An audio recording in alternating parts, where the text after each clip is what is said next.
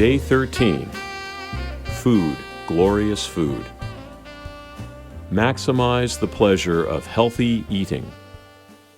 Food is clearly an integral part of our physical well-being, but it is also very much connected to our emotional health. It nourishes our bodies and affects how we feel. Sometimes, without even realizing it, we turn to food when we are stressed or unhappy instead of confronting our emotions head-on. Plus, though many comfort foods, meatloaf, mashed potatoes, mac and cheese, oh my, are delicious and satisfying, occasionally they are not very healthy for everyday consumption. Studies show that a poor diet can lead to mental health problems such as depression and anxiety, so it is extra important to evaluate what we put into our bodies. Keeping a food journal can help you see not only what you eat, but how and why you eat. You don't need to become an obsessive calorie counter, but simply writing down the foods you eat and how you are feeling when you eat them can help you make healthier choices. You might not even realize that you drink 2 colas and eat a bag of potato chips with lunch every day, but it's hard to ignore the facts when they are written down in black and white.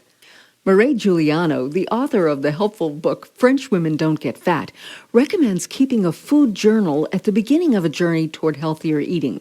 She bases her philosophy of eating on maximizing the pleasure you get from food, and you can't enjoy something that you consume unawares.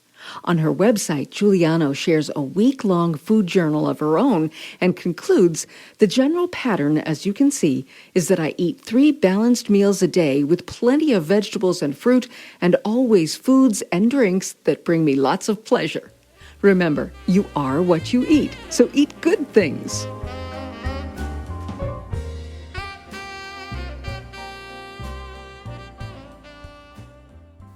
Exercise your rights. Number 1. For 5 days, keep a food journal.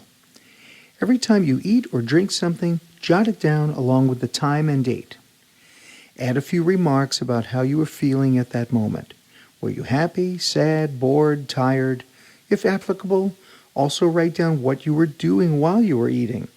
Working, watching TV, reading, and who you were with. Number 2. Try not to judge yourself or feel guilty while journaling. Simply record what you are eating and feeling, and you can evaluate your entries later. Number 3, after 5 days, reread your journal entries. Do you notice any trends? What foods do you eat too often? What foods are lacking in your diet? What emotions do you most commonly describe? Write down your observations and reflect on any changes you would like to make, big or small. And here's a healthy foodie reading list. In Defense of Food, An Eater's Manifesto by Michael Pollan. Fast Food Nation by Eric Schlosser. Animal, Vegetable, Miracle, A Year of Food Life by Barbara Kingsolver. French Women Don't Get Fat by Muriel Gugliani. The Farmer's Market Cookbook by Richard Rubin. Tell me what you eat, and I'll tell you who you are. Antelme Brillat-Savarin.